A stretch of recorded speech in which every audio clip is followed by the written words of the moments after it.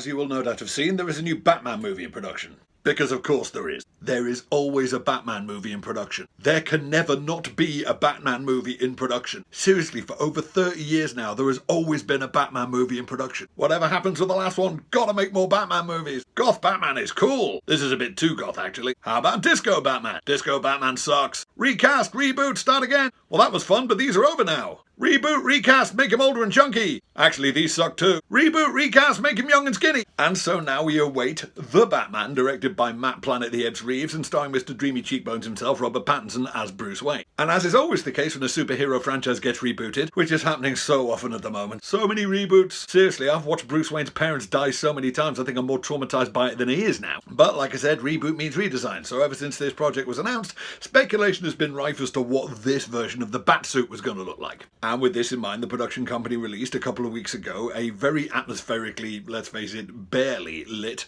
first peek at the suit. Or at least a first peek at a rather weirdly mechanical looking bat sign and his chin. Now, when a film company does this, it's inevitably because they're about to start filming in an unsecured location, which means that ropey cell phone photos of this costume are going to start doing the rounds any day now, and they want to dictate what it looks like at least the first time you get a look at it. And indeed, about a week ago, we started to see pictures taken from a location in, weirdly, a Glasgow churchyard, showing somebody who is patently not Robert Pattinson, but presumably a stunt double, wearing this. My first thoughts?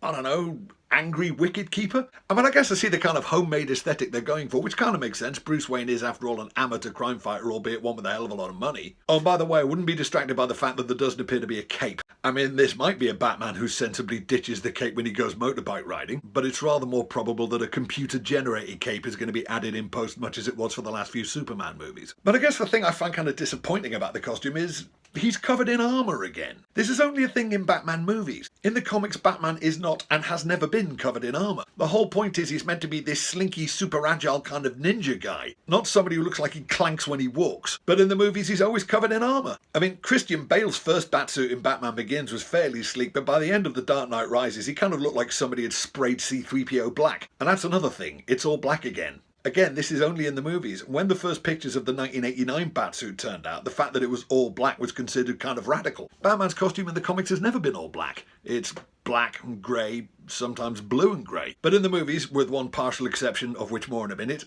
it's always been black. But I, like a lot of comic book fans, often find myself wondering, why don't they just do the Batsuit? The actual Batsuit, the one in the comics. It's a great design, it really doesn't need tinkering with. In the comics, the design of the Batsuit has hardly changed at all since Bill Finger first drew it 80 years ago. But for some reason, in the movies, you can't have that. They did get quite close recently with the costume worn by Ben Affleck in Batman vs Superman, which is a terrible, terrible film. Seriously, how do you make a boring movie about Batman punching Superman? It's actually weirdly impressive. It's like putting on a boring firework display. Anyway, Batfleck suit was not all covered in plate armour and was just about detectably two-tone. It was a black cowl and cape over a grey suit, as in the comic books. It looked like it was made out of some kind of Kevlar mesh, so he didn't look completely unprotected. But it was just a suit rather than armour plating, which meant, crucially, that Ben Affleck and, more importantly, his fight doubles could actually move in the damn thing. As seen in pretty much the only good scene in that picture, the bit when Batman rescues Superman's mum from a warehouse full of goons and just goes full Batman on their ass. It's something Bat fans like me have been waiting to see in a movie since,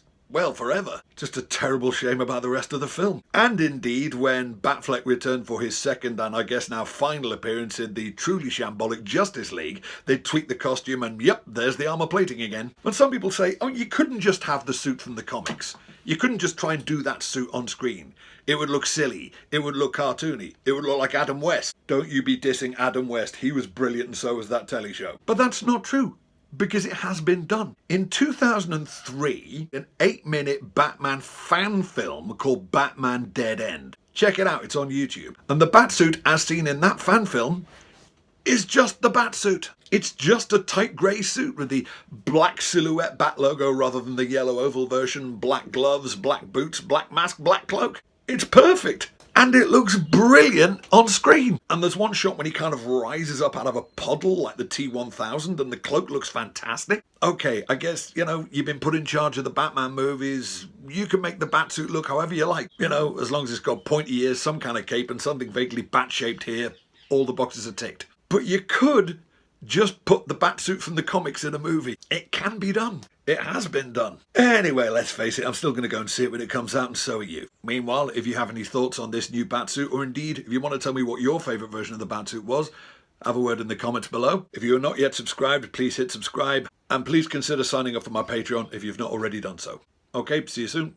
This video was made possible by the supporters of my Patreon project, who help me make fun things while receiving great perks and rewards. If you enjoyed it, why not follow the link and join us?